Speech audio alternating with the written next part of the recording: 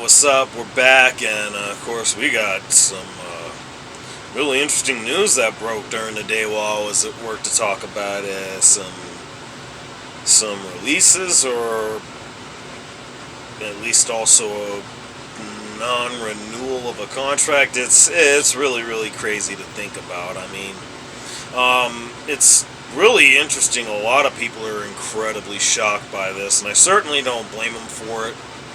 I myself, not so much, at least as far as being shocked, certainly a bit surprised. The timing is certainly really interesting, to say the very least.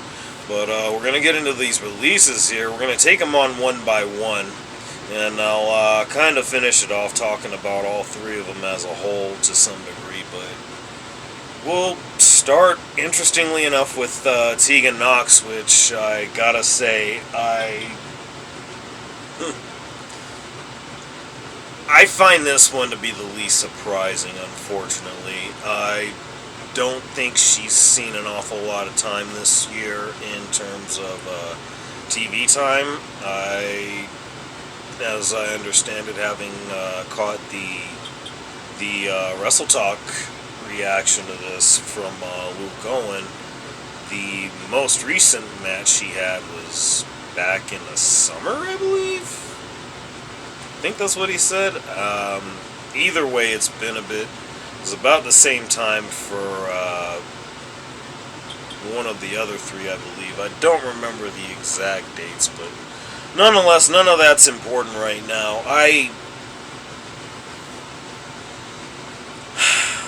This one's a little bit odd for me because this is one of the names that was released, then brought back for the Triple H, Paul Levesque era, whatever we want to call this. She was brought back, and honestly, it looked like she was actually going to find her way into a prominent role. I mean, the booking was strong, of course, when Vince came back, tried to force his way back in and took over. That very much came to a seemingly immediate halt. And unfortunately, again, she hasn't really seen a whole lot of time. She was in this year's Rumble and may have made a couple of other TV appearances, but not much outside of that. I, again, can't say this one is at all shocking to me. It kind of feels as if there wasn't going to be a whole lot happening if she wasn't brought back. They have a lot of interesting things going on down in NXT that I feel like would be really good for her, and the fact that that hasn't been the case is a little bit disappointing, but at the same time, a lot has happened since the beginning of the year. You've got the influx of TNA appearances and, of course, the talent exchange, but unfortunately, Tegan couldn't find a way to be a part of any of that, or anything else for that matter, after a certain point. And we won't be seeing her too much on WWE programming anymore, at least not in the foreseeable future. I'm not sure how much fans will miss her. I don't know what the overall perspective, especially when it comes to IWC. I don't really care to pay much attention to that, just because, a lot of things with IWC, at least as far as I'm concerned, are just diluted at times. It's hard for me to really go along with that accordingly. Nonetheless, really interesting to see this happening the way it has, but not at all surprising, unfortunately, but definitely wish the best. Again, we'll go more into her and everybody else here towards the end, but we're going to move right along to the second of the releases, which is Hartwell, and much like Tean Knox, she is going to be available as a free agent in 90 days, so both of them have been given their releases and are on the 90-day no-compete clause, so we won't be seeing them anytime within the next calendar year, obviously, on television anywhere. Of course, this is most obviously going to be beginning of February, I believe. Certainly March at the latest. I would say, provided that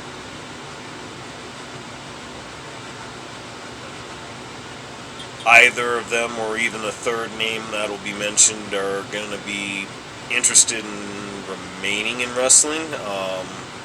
We'll see where that goes from there, but it's just real interesting with Indy because she's actually seen a nice little bit of TV time. Actually, she's definitely had some TV runs with Candice LeRae, kind of re-kickstarting the way, and was drafted over to SmackDown with Tegan Knox, Johnny Gargano, and of course Tommaso Ciampa.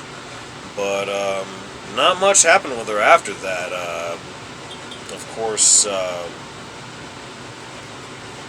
my goodness, yeah, Candice LeRae, I'm sorry.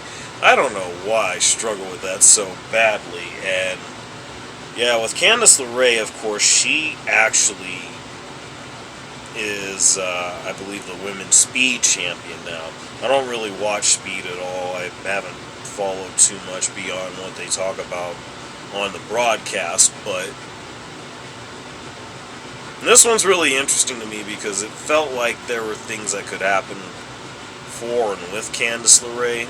Again, I guess there's just only so much room with all the things that have been happening. Again, talent exchange on TNA, and I imagine that there are going to be a fair share of call-ups here in the coming days, weeks, or whatever it may be.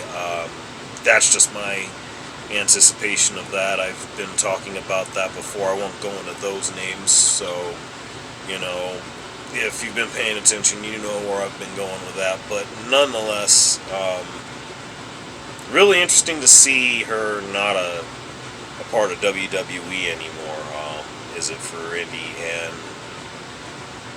again, whether she continues to wrestle or not remains to be seen, but if she does, of course, we'll go into that here in a little bit, and we're just going to move right along to the third and final of the releases. This actually isn't a release.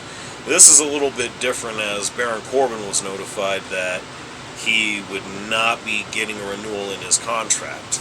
So, of course, he's due to be up sometime here.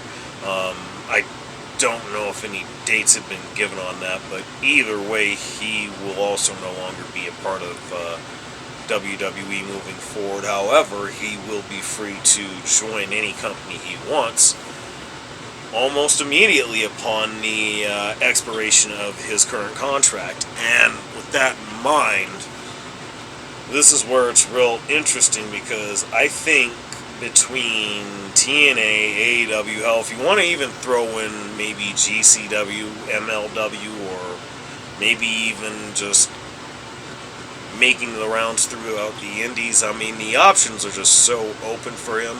But it's, again, dependent on if he, Tegan Knox, and Indy Hartwell are still interested in wrestling. I mean, it's really hard to say because, you know, it gets to a point to where, you know, it's not for everybody after a WWE departure. I'm trying to think of the name going back. It's actually a couple of them I can think of. One of which is actually Mandy Rose, where, you know, she hasn't been involved with wrestling at all, as far as I know, since her release. I believe it was almost 2 years ago now, if I recall correctly.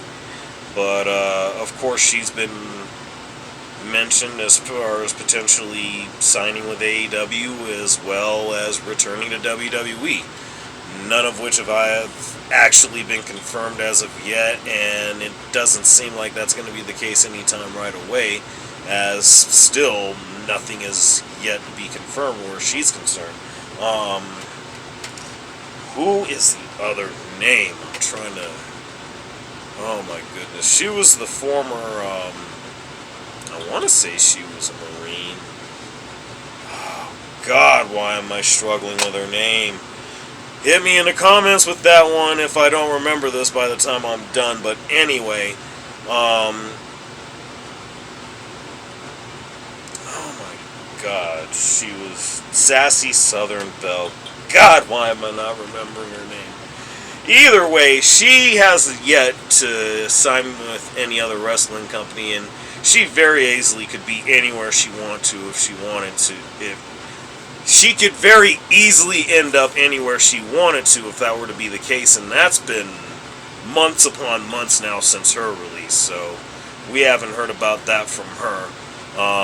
But yeah, as far as Corbin, Knox, and Hartwell are concerned, they all could very easily end up in TNA or AEW. Of course, TNA would probably be the best thing for both them and TNA as a whole. I mean, they're going to have some contracts coming up, particularly Joe Hendry and Jordan Grace. So, might be the ideal thing for that to happen.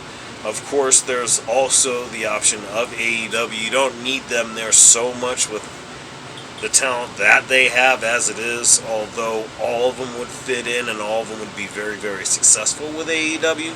But I guess only time will tell. It just depends. Again, are they still interested in participating in the wrestling world?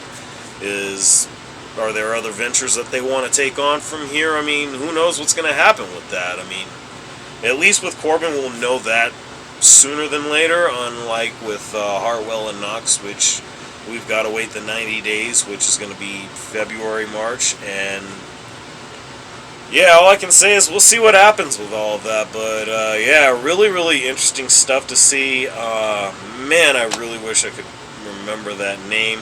If y'all remember, again, comment section, please. I don't know. I can't believe I'm struggling with that, but nonetheless, y'all know what it is. Like, share, subscribe down below. Let me know what y'all think.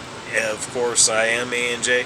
Oh, one other thing before I go. I had a couple of other videos that I meant to upload. I want to say yesterday. That didn't happen, so you'll be seeing those along with this in another video I'm about to do. But nonetheless, obviously, there will be more.